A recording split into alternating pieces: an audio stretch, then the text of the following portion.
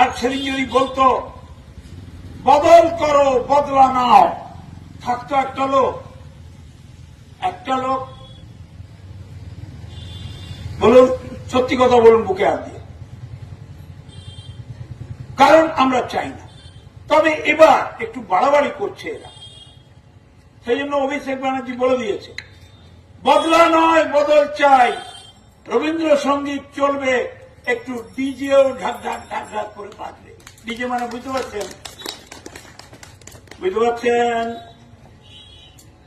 আমরা যদি সুইচ টিপে যেসব ছেলে ছোকরা আছে বলে দিই একটু ডিজে বাজিয়ে দে, কি হবে? বেরোতে পারবেন রাস্তায়? পারবেন? চায়ের দোকান খোলা থাকবে, মিষ্টি দোকান, সেলুন দোকান খোলা থাকবে, একটু ডিজে বেজে যাবে, কি হবে তাহলে? অতএব সাধু সাবধান।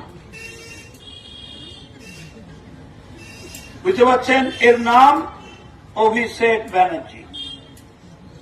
খুব সাবধান। রাজনীতি করুন, মাইক দিয়ে মিটিং করুন, গড়বড়ি করবেন না।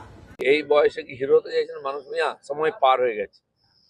আপনি তো বলতেন বহরমপুরে আমাদের সরকার বড় ফ্লাইওভার ব্রিজ তৈরি করলো, অদিত দা বাইক চালিয়েছিলেন, স্ট্যান্ড দিয়েছিলেন, তিনি কোথায় আছেন? ইলেকশন জিতেছেন তো মানস বাবু অনেকবার পার্টি পাল্টেছেন। যাই হোক, দিদির দয়ায়, যে দিদিকে দুর্নীতিবাজ বলে ছেড়ে চলে গেছেন, তার দয়ায় আজকে মন্ত্রী হয়েছেন। এই বয়সে আর হিরোগিরি করা জমে না। আপনি আগে যখন সভাপতি ছিলেন বেশ গরম হুমকিও দিতেন। গরম দিতাম এই জন্য যে আমার কর্মীদের উপর অত্যাচার হতো, 250 বেশি কর্মীকে হত্যা করা হয়েছে। দিলীপ ঘোষ এসব দেখে চুপ করে থাকবেন? এখনো আমি আছি, যেখানে অন্যায় হবে সেখানে গিয়ে লড়াই করবো, আমার কর্মীদের সঙ্গে থাকবো এবং তার যোগ্য জবাব দেবো।